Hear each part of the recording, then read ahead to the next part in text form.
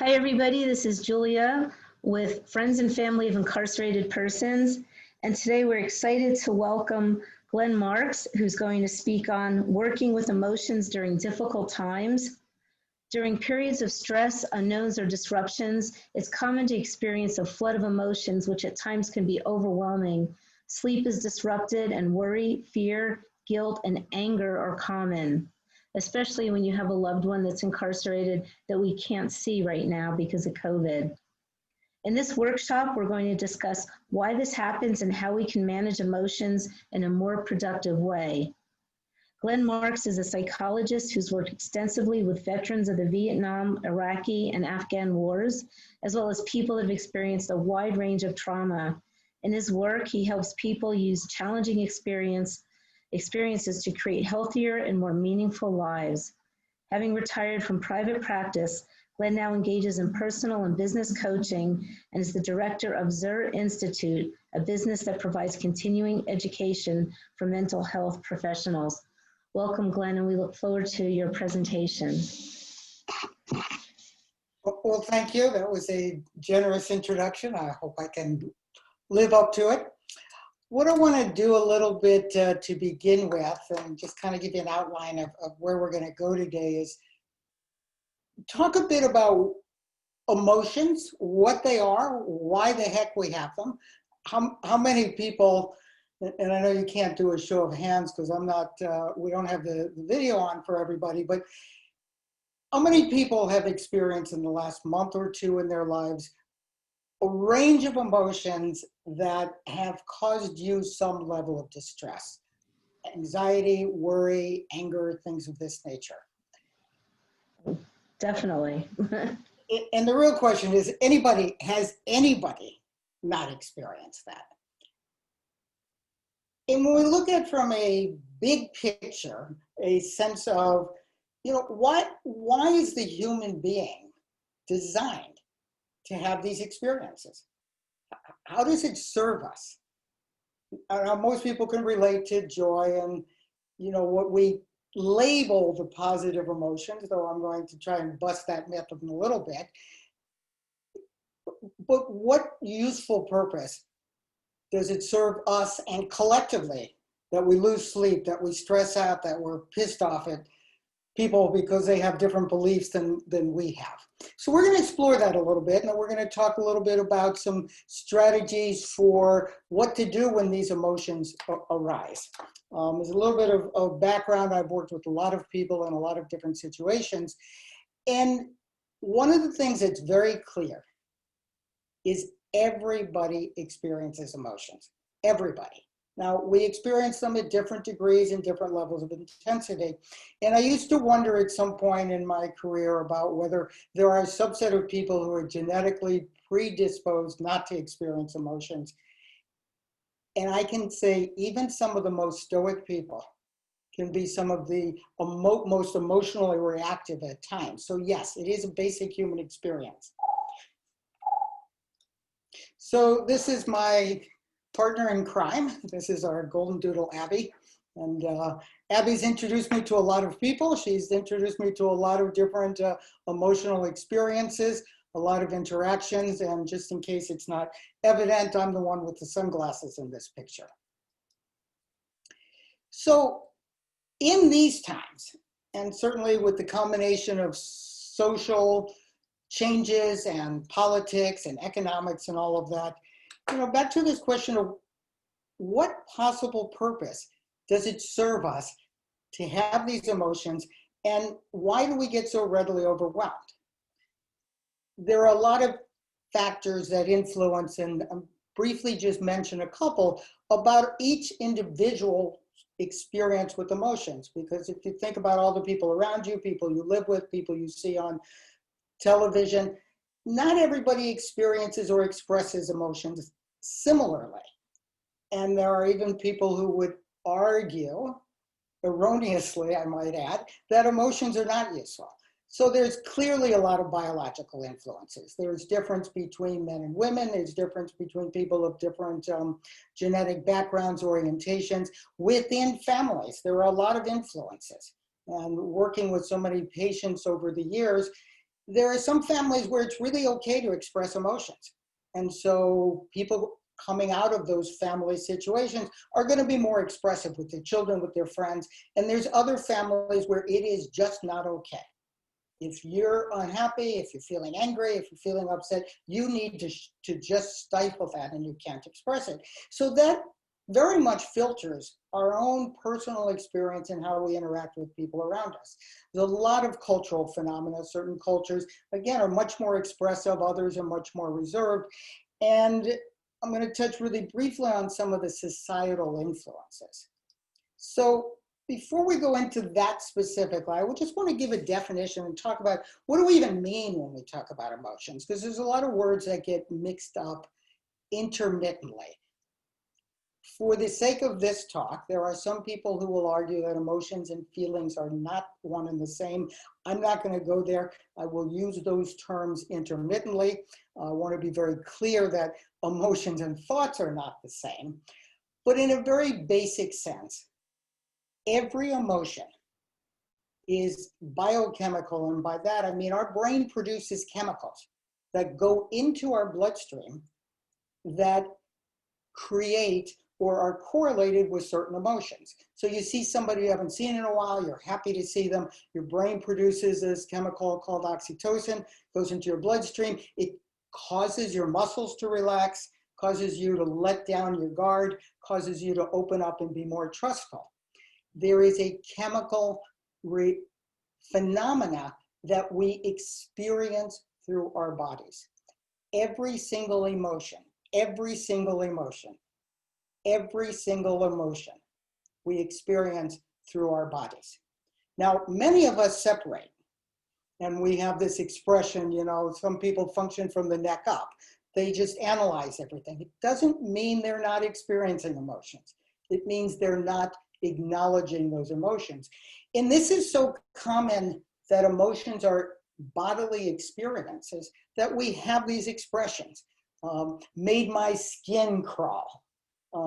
Felt like my heart was opening up or my heart was breaking. Felt the hair on the back of my head standing up. Felt, had a feeling in the pit of my stomach. So we know this intuitively, and we know this culturally, that emotions are physical experiences. One of the reasons that culturally, at least in the Western, in the US, I'm not going to go out into other cultures, but I think it's a common phenomena in certain societies that we're really bad at managing emotions. We get distressed about emotions. There's a terminology in the Buddhist teachings about suffering over our suffering. So we have an emotion such as anger or guilt or jealousy, and then we feel really bad that we're having that emotion. So now we're having levels of emotions upon emotions. And we don't get very good modeling in our culture. And I'll give you a couple of examples in a minute.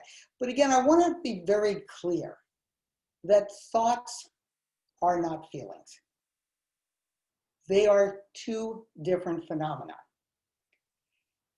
And when I was working with patients, it would not be uncommon for men to come in and they would tell me about the females in their lives, sisters, mothers, wives, significant others, and there would be tension and they would try to analyze and analytically approach. Well, why is this person so upset? You know, I'm doing this and this. And I would often respond that we're speaking two different languages. You cannot understand somebody's emotions intellectually. And often you cannot understand somebody's intellectual processes emotionally. Now, they do interact. So when we have certain emotions, they trigger a series of thoughts for us. So you see certain people, you have this feeling of, oh, I'm so happy to see you. And then we start thinking, oh, what a wonderful person they are, and so on and so on.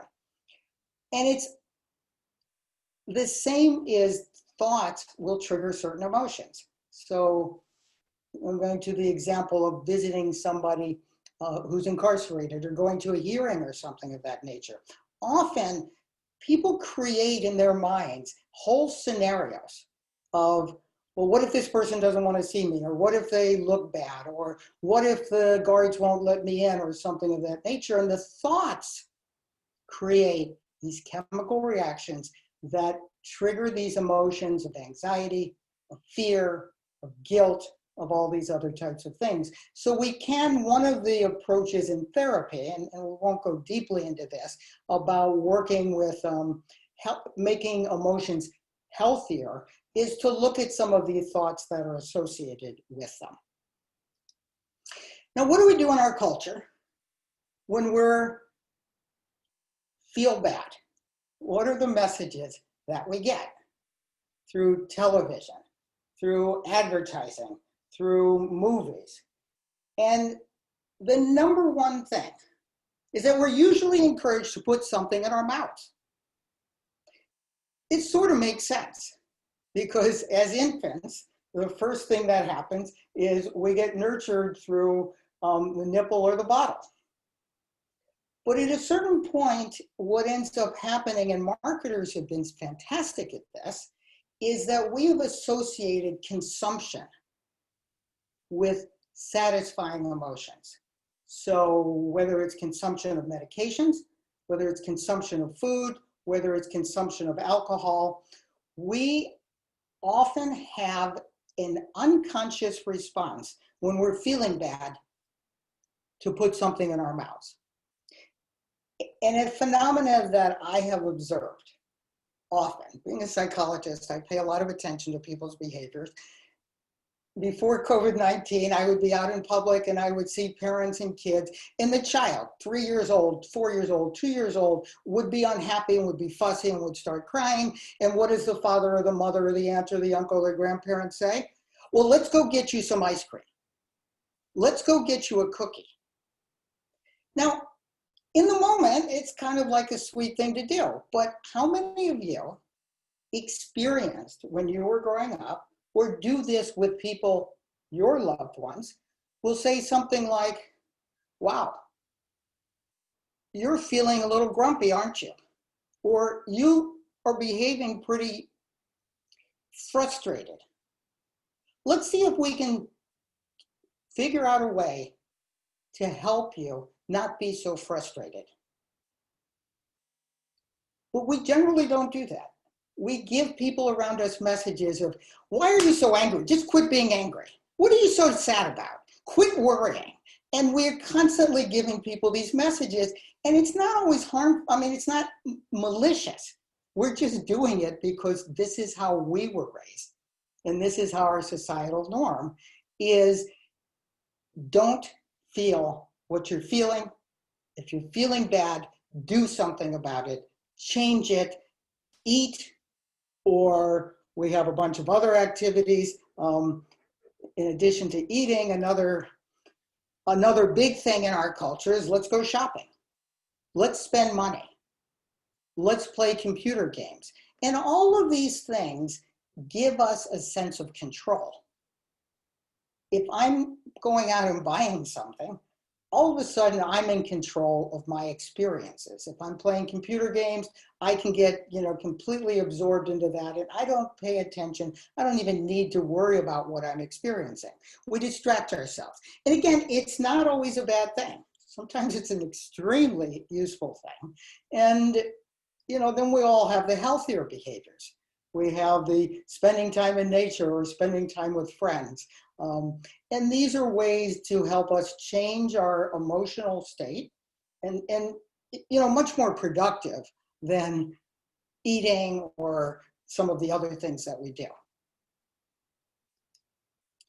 So one of the things that I want to be really clear about and emphasize,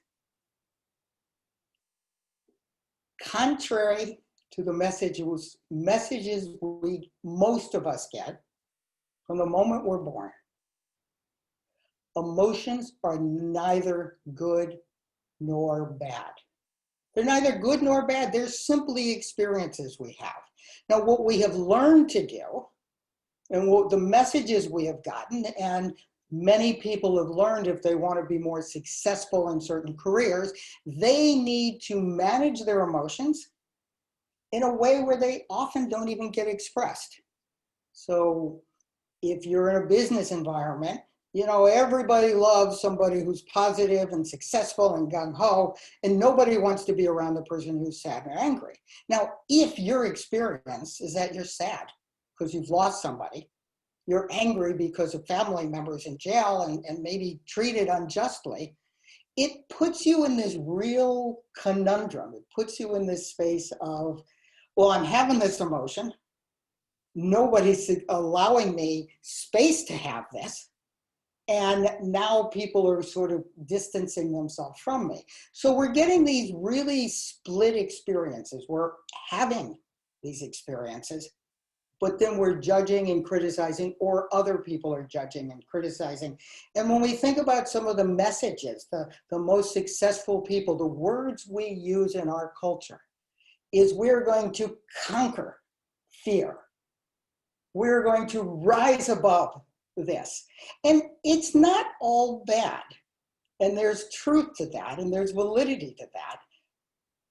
But think about this for a moment. If somebody says, family member, you know, you're grieving, you're angry, you're feeling guilty, and somebody says to you, conquer your fear, just put it out of your mind, don't be afraid. And then you're sitting there going, okay, I'm not going to be afraid, I'm not going to be afraid, I'm not going to, well, this isn't working. Wow, I wonder if I'm not doing this right. Well, maybe, boy, I'm afraid I'm not doing this right.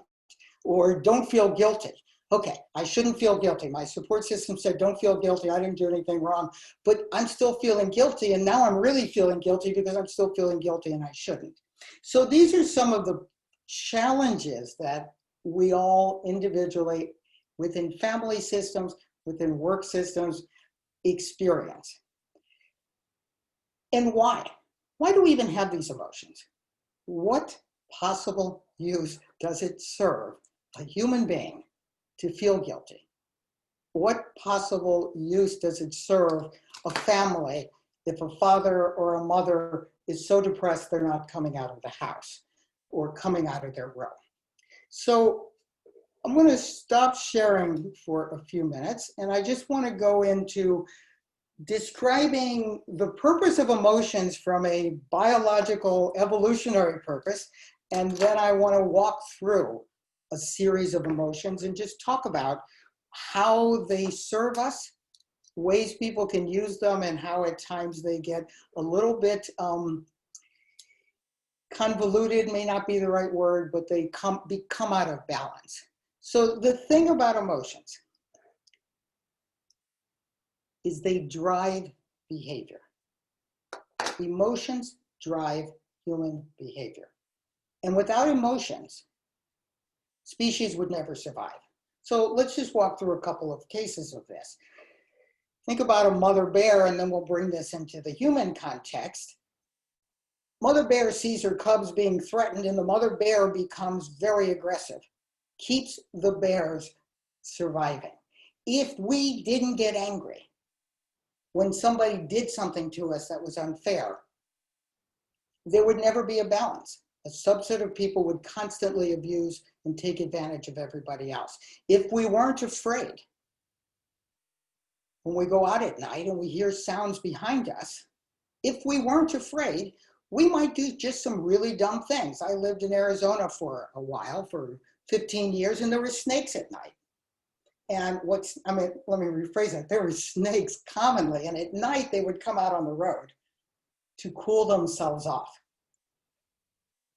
I got that backwards, to keep themselves warm, because the road would retain the heat. If I didn't have a healthy fear, if I weren't vigilant, if I didn't carry a flashlight with me, I would be stupid, frankly. I mean, it serves to keep me safe. So these emotions drive our behavior, just like hunger drives us to get food, just like sexual desire drives us to mate and reproduce. So emotions drive human behavior. And again, back to something I've sort of made reference to, and I'll say again, there is no such thing as a bad emotion. It's what we do with it that causes some challenges with us. People who have studied emotions throughout the world, different cultures, they have found there's essentially, depending on the research, there's 5 to 7 basic emotions that everybody in every single culture experiences. And I'm just going to walk through a few of these. I'm not going to go through all of them. So the first one is fear. And fear, as I've mentioned, it keeps us alert. It keeps us vigilant. It keeps us paying attention. And if you have somebody in the prison system, you have somebody in the hospital system, if you maybe have symptoms that you're wondering, are these COVID-19, that fear causes us, and here's what fear does, it causes us to be vigilant. It causes us to pay attention. It causes us to focus on what might potentially be a threat to us. So very, very useful. You're driving down the road, somebody cuts in front of you. Your brain really doesn't want you to be thinking about the next words on the lyrics in the music. Your brain wants you to be hyper vigilant to make sure that you're safe. So fear is extremely useful. The challenge, of course, is twofold. What happens when you have no control over the situation? Like, is my loved one going to be granted parole? Is my mother going to get the right treatment in the hospital? And that fear at times, if we don't work with it in a more productive way, can become overwhelming. And it can also cause us to absolutely withdraw from interacting with people and interacting with healthier experiences. So again, there's nothing wrong with the fear, it's how we respond to it. Now, one of the more powerful emotions out there is anger. So again, what's the point of anger? Anger is probably one of the most creative and one of the most destructive emotions that we can possibly experience. One of the things that happens with anger is it protects us. It keeps us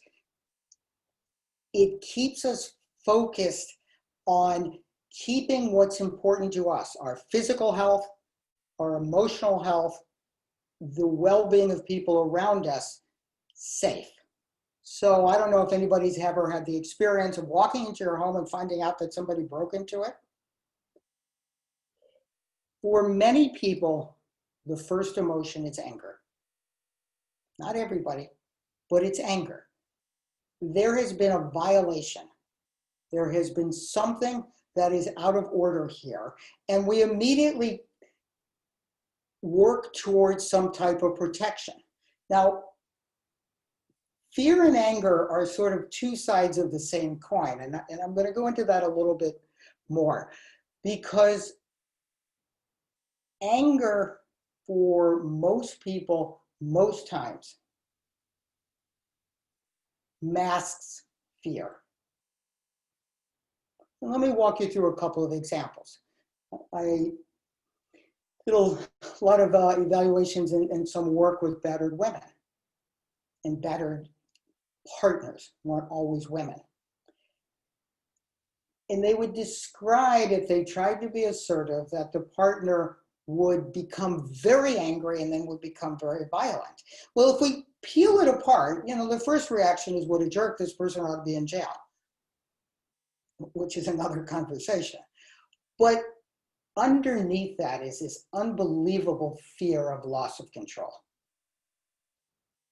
And instead of working with that fear of loss of control, it becomes anger, and I want to destroy anything that's causing me to feel this way. Now, that's an example of a pretty unhealthy reaction to both anger, response to both anger and fear. We see this if we look at all of the existential anger around us now. Or you go to a court hearing and you go, this isn't fair. There's no justice here. That anger really is masking this fear of, I don't have any control here. My loved one, I have no control over the outcome. And so it becomes a very revealing emotion.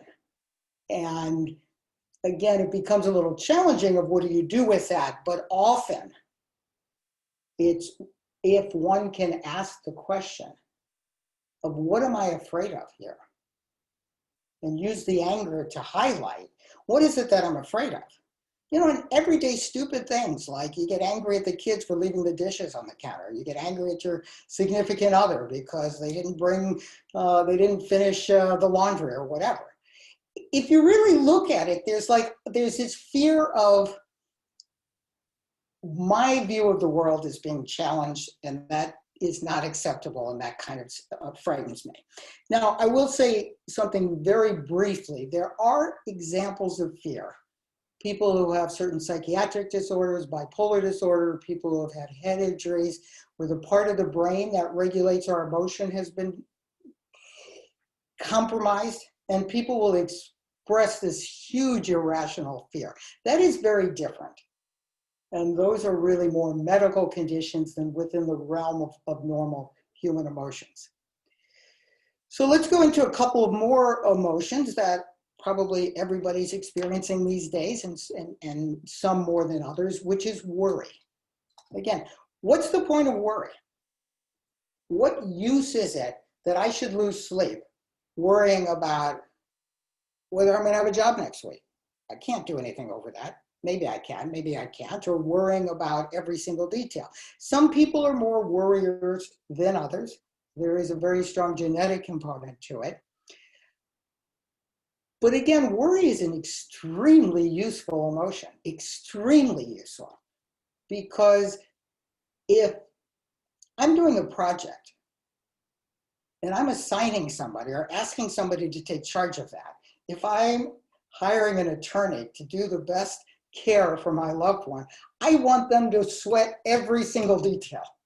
I want them to pay attention to it rather than go, it's just another patient, another person in prison, or a surgeon just going, it's just another patient. So worry has its usefulness in keeping us organized and keeping us, again, making sure that everything is taken care of. The challenge, again, is what happens when people worry excessively, and it interferes with their ability to enjoy their experiences. Biologically and evolutionary, if there weren't worriers, the human species would not exist today. I'm going to say just a few things about bereavement, because this is often not commonly discussed. And again, culturally, in some families and in some circles, there's this sense of, giving people space.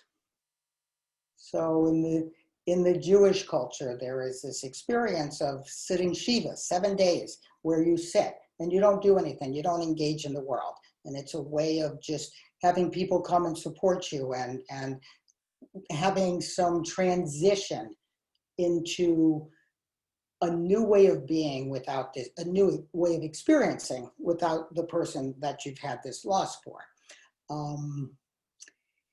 Other cultures, it's not really accepted. And again, if you think about the people you know when they're going through difficult times and the messages around them, sometimes it's like, well, when are you going to get back in life? When are you going to get back in the game? And this is a highly individual process. It is a way of us serving our needs and being protective. And again, the downside of it in the psychiatric diagnostic world, the idea is that people are bereaving for more than 6 months, that then it becomes a depression. Moving into depression, and it's sort of it's a similar form of bereavement. I mean, it's a similar phenomenon, not a form. And if we think about, okay, what usefulness, again, is depression? How does it possibly serve? And if you've certainly had a family member, a child, a parent, a good friend who's had challenges with depression, you don't see the upside. And in many cases, it really is a disease, and it needs some more significant types of intervention. What happens when your dog or your cat, if you have a dog and a cat, and if you don't, I feel sorry for you, but you're forgiven. What happens if your dog and cat get sick? What do? They sleep. They withdraw. They curl up. We sort of do the same thing after very stressful events. I have a daughter who's very creative and talked about this production that she was involved with and worked on it for months and not months, but 4 or 5 weeks. And when it was over, she felt incredibly depressed. And she was going, well, what's that all about? This should have been a satisfying experience. It is a way of our body unwinding after very stressful experiences. And so in many ways, what we're calling depression is really just going inward. It's a way of keeping some space and some distance from the world so that we can recharge, regenerate. It's often a quiet time. And until we get to more severe levels of depression, which are truly problematic, again, part of what happens is people don't give them the permission to do this. How many times are you stressed out and go, man, I really need a break, and then you just push yourself through it and push yourself through it and push yourself through it? Well, the body eventually has its own wisdom. We'll go, I don't think so. I think it's time for us to just take a break and relax and catch up on some rest and catch up on just doing nothing. So again, it's a mechanism that in the human brain and the human experience serves a purpose, certainly in older cultures before we had all this medicine to help speed up healing, to do, to just give people time for this recovery process. Now, the last emotion I'm going to touch upon is guilt. Anybody ever had that experience? I tell you, I've been sitting here all day. You haven't called. I cooked and you never showed up. Again, in certain cultures, it's much more common.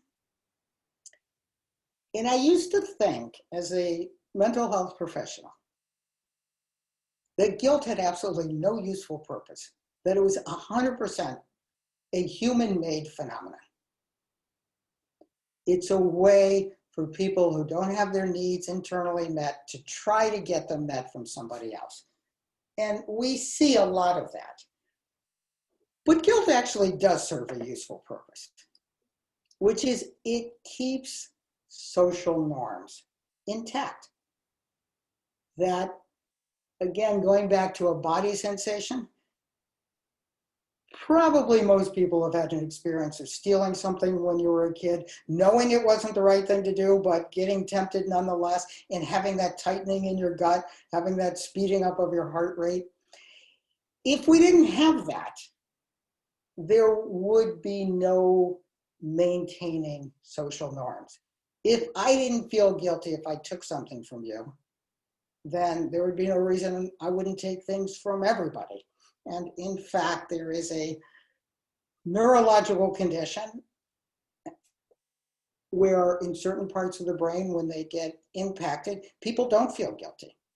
And there's actually, I'm just going to go off on a real brief tangent because politicians are such good targets to talk about it. I'm not talking about any specific one. I'm lumping them all together of having this ability to just say things that there's no truth behind.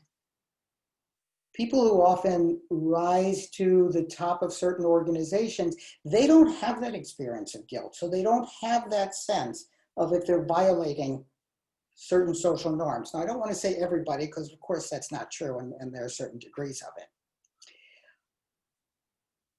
But what's behind a lot of the guilt? Somebody you love, child, brother, parents, got arrested. And mostly what's not working well is a sense of responsibility. Because most people immediately want to go help this person. And they feel guilty. They're torn. There's really genuine, heartfelt emotions that people don't really know what to do with. Well, if I leave them in jail, maybe they'll learn their lesson. But underneath a lot of it is, well, if I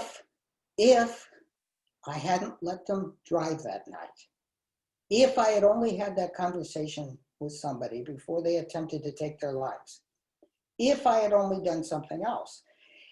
And it's a really interesting phenomenon. Because sometimes the guilt's external. It's from somebody else. Parents are really good with the kids.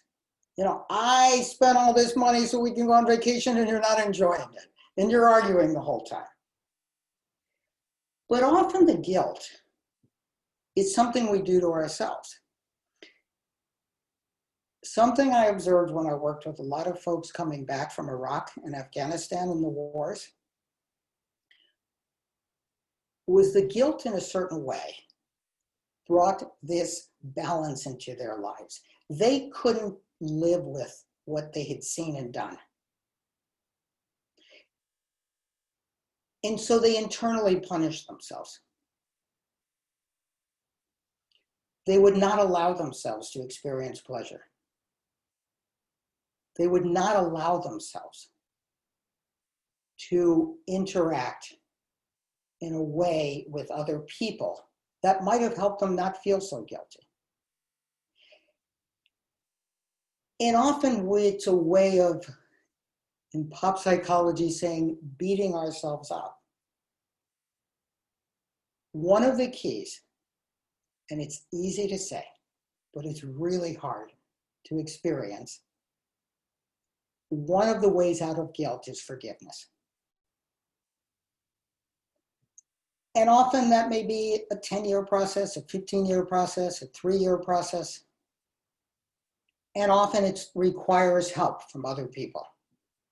Mental health therapists, spiritual leaders, spiritual practices, religious leaders, whatever.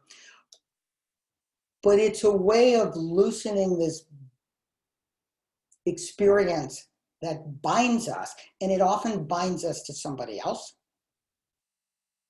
It often binds us to a certain experience. So if we feel guilty that grandma's in the hospital because we didn't want to take her into our home, and that guilt keeps us bound with her. If we are guilty that we have a loved one in prison and we think that, okay, we should have, could have, would have done something different, it keeps that connection with them. And often if we can forgive ourselves, we don't want to lose that connection. So it becomes a very challenging emotion to work with. And again, if it interferes with people's lives, if it interferes with their ability to hold work, their ability to interact in a healthy way, then it's probably time to think about support groups, any of these other types of avenues to help loosen that burden a bit. So the final section I want to talk about a bit is, so we have these emotions. Some of them we like, most of them we wish we didn't. And here's the good news, bad news. Almost every human being has 2 or 3 emotions that drive most of their distress. And for many of us, it's one. So if it's guilt, it's going to be guilt about my son, it's going to be guilt about grandma, it's going to be guilt about somebody else. If it's anger, I'm going to be angry at my parents because they did or didn't do this. I'm going to be angry at my husband or my wife. I'm going to be angry at my boss. So we get the beautiful opportunity that life presents to us.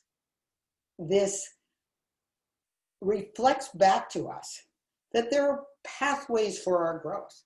There are pathways that we can let loose a little bit of some of the experiences or emotions that bind us. So I'll start by just saying, when it comes to working with emotions, what I can guarantee you 100% does not work is to tell yourself not to have these emotions. Don't feel guilty, don't feel angry. All it does is exacerbate them. Now, clearly there are moments when we do need to stifle our emotions. It's not appropriate if you're standing in front of a judge, you go, Judge, I'm really feeling angry with the whole judicial system. I don't think it's fair. Probably not very productive. You probably want to just bite your tongue. Probably not a good idea going into a job interview to go, you know, I'm feeling really anxious about this, and I'm hoping you're not judging me because, you know, when I feel judged, I feel like I kind of get lost and can't do my job. Probably not a good time for that. Yet, the first step that I often advise, and not just me, is just identify what the emotion is. So I've been to some talks where people say, feel your feelings. But there are a lot of people who don't even know what they're feeling. So the first step is to identifying, what is it that I'm actually feeling? And often that's not easy. And a couple of clues that can help. I mean, some people are really good at feeling their emotions and identifying. Very quickly they can identify. But in certain situations, it's unfamiliar. So one of the techniques I used to do when I was working with people would be, tell me where in your body you're feeling some distress.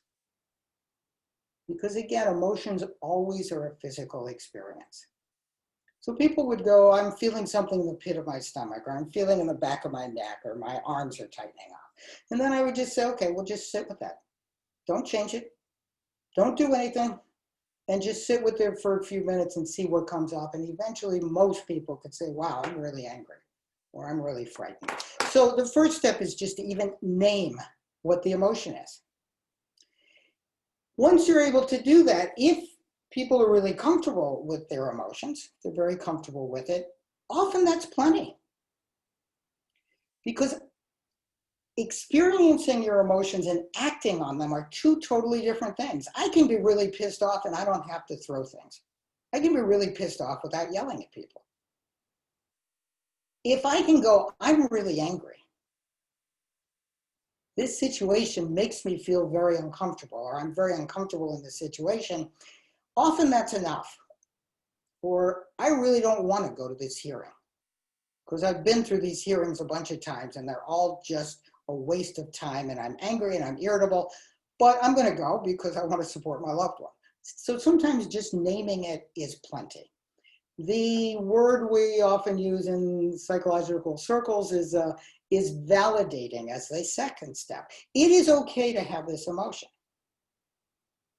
Now, it's a challenge when you're in a cultural or a family setting where the message is don't experience that, which is why there are therapists, which is why there are support groups, which is why there are ministers and rabbis and gurus and spiritual teachers, is places where we can have these emotions and good friends validated. Acknowledging that it's okay to have this. It's not a question of do I deserve it or is it okay? It's like you're experiencing anger, experience anger. And we use this term, holding the space for other people. So if somebody around you is experiencing a series of emotions that you're not comfortable with, our tendency is to say, well, don't experience it. I don't feel comfortable with your anger, so I don't want to see it. But an alternate way is simply to just go, okay, you're angry. Back to that example I gave, when we're kids and we're feeling frustrated or we're feeling unhappy, and the societal norm is let's go get ice cream, or if you stop crying, I'll give you a cookie. And we do that as adults. Well, let's go out to dinner, or let's do this. A healthier way may be just simply to acknowledge, boy, are you feeling angry? Yes. Are you angry at me? Yes. Okay. Now it takes comfort with our own emotions. So, okay, be angry with me. I'm okay with that. Or I'm okay with the fact that you're really frustrated. What can I do to help you? Or is there a way we can work together so this isn't so destructive? Is there a way that we can work with your worry? Is there a way that we can work with your sadness? That we can still have a relationship and you can be sad. So that's part of the validation process. That's part of the holding the space both for ourselves and for other people. Now I make it sound easy, it's not, but that's a big part of the process. And sort of part and parcel of this is this phrase that we use in mindfulness approaches, is just observe your feelings. Just observe your emotions, don't judge them, don't try to change them, sit with them. And sometimes you might want to withdraw. Sometimes you can't do that, but you maybe on the way to the courthouse or coming back from visiting a loved one in the hospital, in prison, and just, again, don't try to change it. It's the trying to change it. It's the judging it that causes the distress. not the fact that we have those emotions. So short of that, if anybody has any questions, I'm happy to respond. A lot of this is just a process over time, but happy to answer any questions or any comments anybody might have. Hey, Glenn, I do have a question. First of all, you brought to light a lot of different things, and I really like what you spoke about, the anger and the fear, that there's fear under anger. I never thought of that, and that looking back helps explain situations that I've experienced with other people. And you talked about guilt, and one of the ways out of guilt is forgiveness. And you did mention it's forgiveness of yourself. Is it forgiveness of anything else, of the other person or the situation? Or is it just really forgiving yourself for especially feeling guilty because you didn't do something that maybe you could have helped your kid or your loved one that got arrested or something else? It has to be both.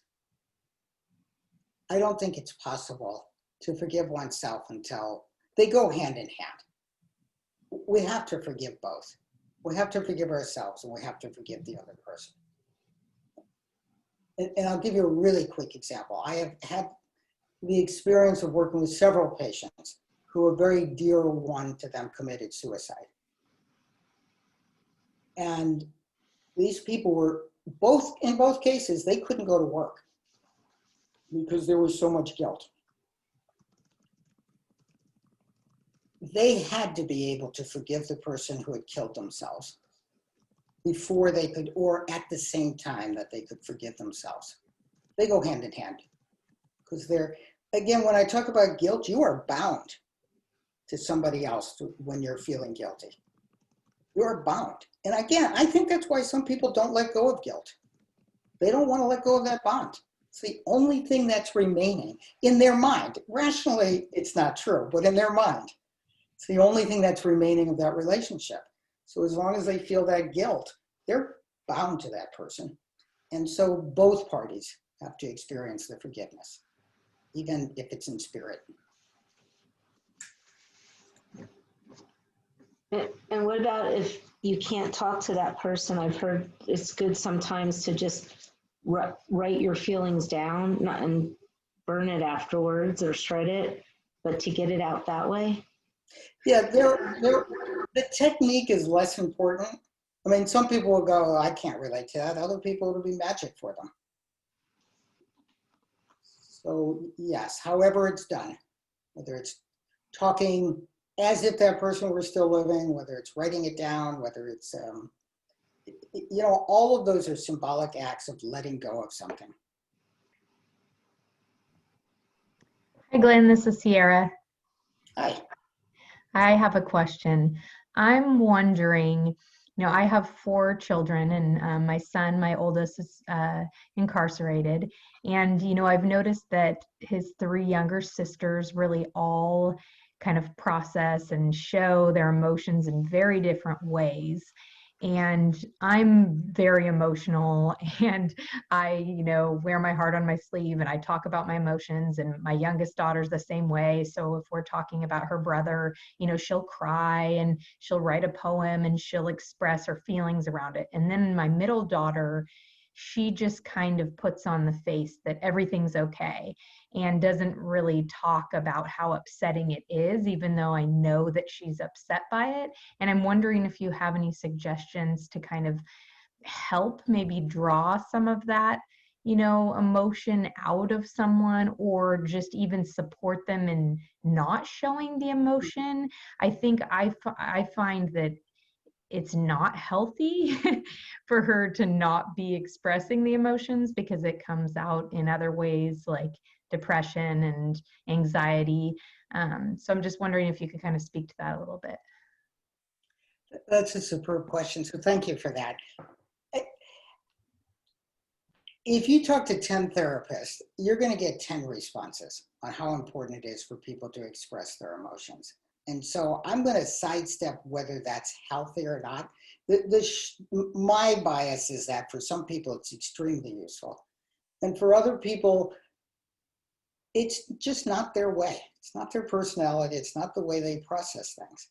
And so I want to go back to this concept of holding space, meaning making it okay for this person to experience whatever they're experiencing in a safe way. Now, how old is this daughter?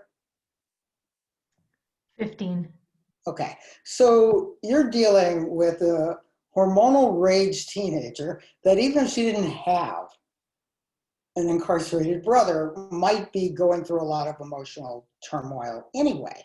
There's a lot of sexual identity, personal identity, social identity. And I think you're very wise to not push her on this, but to let her know, and however you and her can honestly communicate, that whatever she does is okay. And if you and she have the relationship where you can just say, and I want to go back to the example of young children, because often we don't emotionally mature past that point. A young child acts out because somebody is taking something of theirs. They feel violated. And the parent generally wants to fix it. So they say, okay, I'm taking this book from Johnny and I'm giving it to you, Jennifer. Or, okay, let's go get some cookies. I'm going to make this okay. I'm going to balance this out. I think that's a huge disservice. It's much healthier to say, in whatever language works for you, I get that you're really frustrated. And again, just naming that often is enough. And then if that doesn't help, so with your daughter, it could be, you know, I get a sense that there's a lot of emotions going on that you don't want to talk about. And that's okay. I just want you to know that I know that. And I just want you to know that I'm here. And maybe I can help you and maybe I can't, but I'm going to just support you in whatever you're experiencing. And give them the space to just come up on their own with, maybe they'll come back and have a question with you. Maybe you'll watch a movie together that demonstrates people overcoming grief. You know, maybe you can talk about that. But again, don't impose what works for you onto somebody else. Just support them wherever they are. And then if there are times when the conversation's right, you know, do you think it would be helpful to talk to somebody? And you're probably going to get a, are you kidding me? Leave me alone, and running off. But, you know, they hear that, even if they react to it. So I hope that's helpful. Thank you.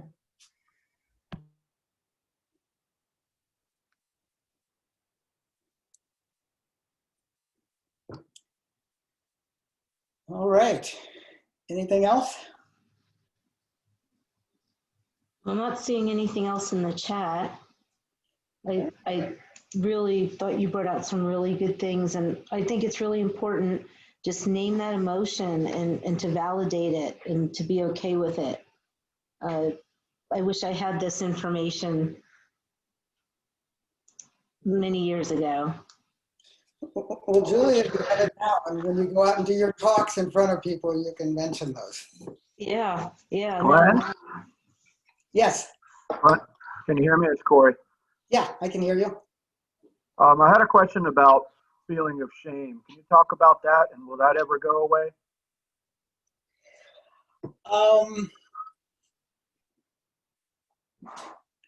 It's an interesting question. Yes, and is the response. I think there's a deeper topic there that I'm not going to probe you on, because shame has so many levels to it. And often in our culture, shaming is done by somebody else. It's rare that we shame ourselves. And even when we say, I feel ashamed of myself, it's usually because we're disappointing somebody else's expectations that we have internalized. I think shame and guilt have similar qualities to them, and I think there's a component of forgiveness that needs to come there. And often the forgiveness is to those others that have imposed these standards and expectations that it was not possible for us to live up to. Probably if it eats away at somebody, that's probably a good reason to have a third party. And I have with certain issues, I have some concerns about support groups. With many, I'm a huge fan of them. With some of them, it takes this incredible, incredible bond of trust to go into that deep pain, which is tied up with the shame. It's pain. It's just crystallized pain that's covered up with this emotion of shame. And so often it just takes a lot of, however one does that, through a spiritual journey, through psychotherapy, through, any of a number of self-help type approaches. Is that also forgiveness too? Yeah. Down the line, maybe? Ultimately, there needs to be forgiveness. And forgiveness comes when we're ready. You can't get up one morning and go, okay, I'm going to forgive my uncle for beating me every day when I was a kid, or my father or my mother or my brother. It's a process of moving through the hurt and the pain and recognizing whatever teachings there are for you. I mean, when I talked about the people from the war coming back and feeling this guilt, I don't see that as a bad thing. I see that as part of their healing process. It's a way that they can live with themselves. So shame's different, but sometimes the scar is always going to be there in many cases. I mean, with bereavement, I don't think most people ever get over the sadness of the loss of somebody, but they learn to live a more productive life. And I think shame, there's a similar quality in that. If I could just add something about shame, that when, just for me, in my experience, being with other people and being accepted or just being with other people maybe that have had similar experiences, that I'm not ashamed, or that you could talk about things with other people without feeling it because they understand. Just for me, that's what helped me. Mm-hmm. Like you said, everybody's different, but that was what helped me. Yeah, Glenn, this is Sophia, and thank you for your presentation, great insights. And one of the things that comes up for me is how much we have the invitation to do the inner work ourselves, because ultimately we have a strength within us that we're not necessarily encouraged to develop, because there's the urge to be normal in our society. But the stronger we get ourselves emotionally, spiritually, whatever level you want to talk about, then the stronger we are and the better able we are to A, work with the feelings that come up for us, and B, help others. Absolutely. Thank you for that.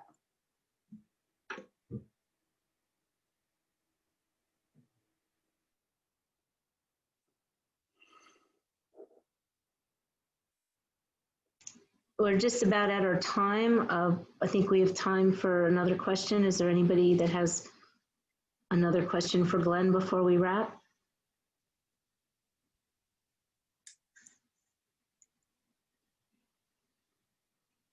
Okay, well, Glenn, thank you so much. Like I said, and Sophia said, and in the chat, there were several people thanking you. This was really insightful and helpful. And like I said, there's things I never thought about that was really helpful. So thanks for doing this, and have a good night. And you're getting another thank you. And thank you everybody for being here. Thanks for the invitation. Yeah, this will be posted on thefit.org. And once it's posted, everybody will get an email with that link. So thank you again, everybody. Have a good night. Be safe. And we'll see you at the next meeting. Thank you, Glenn. All Thank right. you, Glenn. Thanks so much, everyone. Bye. Bye.